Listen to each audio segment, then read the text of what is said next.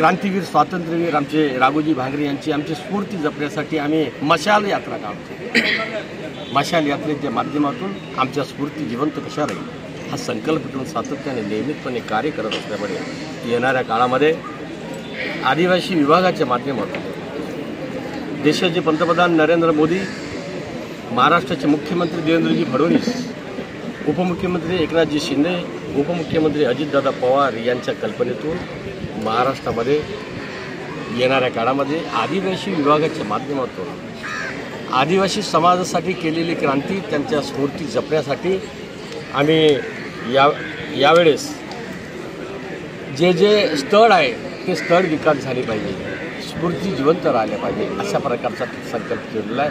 भगवान बिरसा मुंडांच्या जनजाती गौरव दिनाचं औचित्य साधून संपूर्ण महाराष्ट्रामध्ये आदिवासी समाजासाठी केलेल्या क्रांतीवीरांच्या स्फूर्ती जपण्यासाठी आम्ही त्या ठिकाणी एक पुतळे असो किंवा काय असेल अशा प्रकारचा संकल्प केला असल्यामुळे निश्चितच यावर्षीच आम्ही तो पूर्ण करण्याचा संकल्प केला असल्यामुळे भविष्यामध्ये आदरणीय मुख्यमंत्री देवेंद्रजी फडणवीस, एकनाथजी शिंदे आणि अजितदादांना विनंती करणार आहे मी येणाऱ्या काळामध्ये माझा आदिवासी समाजाच्या स्फूर्ती जपण्यासाठी माझ्या आदिवासी समाजाकरिता ज्या महापुरुषांनी, क्रांतीवीरांनी, राघोजी भांगरेंनी जे 1930 साली केलेलं जे कार्य आहे, क्रांती आहे आणि त्यांना या कारागृहामध्ये बंदिस्त केलं आणि आता समोर तर तुम्हाला माहीत आहे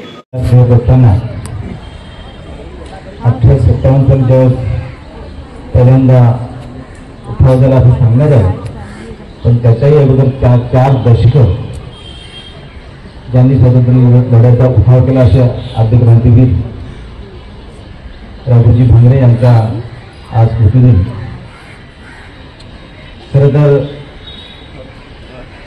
राघोजी भांगरेंसोबत असे अनेक क्रांतीवीर होते ज्यांचा इतिहासाचा आपल्याला नव्याने उघडा होतोय आणि त्यामुळे उशिरा का होईना पण तरीसुद्धा आपले आद्य क्रांतीवीर असतील आणि सर्व क्रांतीवीरांच्या ज्या आठवणी स्मृती जपणं हे आपलं आद्य कर्तव्य आहे।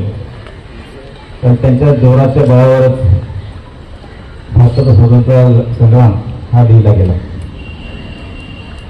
राघोजी भांगरे जसे थोर देशभक्त होते तरीसुद्धा ते महान पितृभक्त होते, शिवभक्त होते, दोन्ही शिवभक्त होते।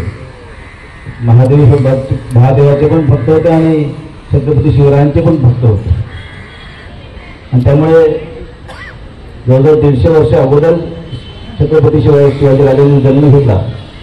त्याची पूर्ण जीवनीचा प्रभाव हा राघोजी भांगरेंच्या आपण जेव्हा जीवनी बघतो, वाचतो तर निश्चित खात्री पडते की माता भगिनींचा सन्मान करणे, अन्नाला वाचा फोडणं अशा अनेक गोष्टी त्यांना आपल्या जीवनात केल्या आणि त्यामुळे आद्य क्रांतीवीरांचा सन्मान होणं जरी स्वातंत्र्यानंतर काही दशकं आपल्याला काही माहीत नव्हतं तरीसुद्धा आता नव्याने आपल्याला त्याची माहिती होते।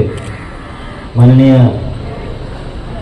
आदिवासी विकास मंत्री अशोक उईके आज इथे आहेत, केळकर साहेब आहेत, डावकर साहेब आहेत। मी त्यांना विनंती करू इच्छितो की नवीन शैक्षणिक धोरण आता अंमलात येणार आहे आणि याच्यामध्ये आद्य क्रांती एक धडा आपल्या इतिहासाच्या पुस्तकामध्ये असावा यासाठी आपण प्रयत्न करावे।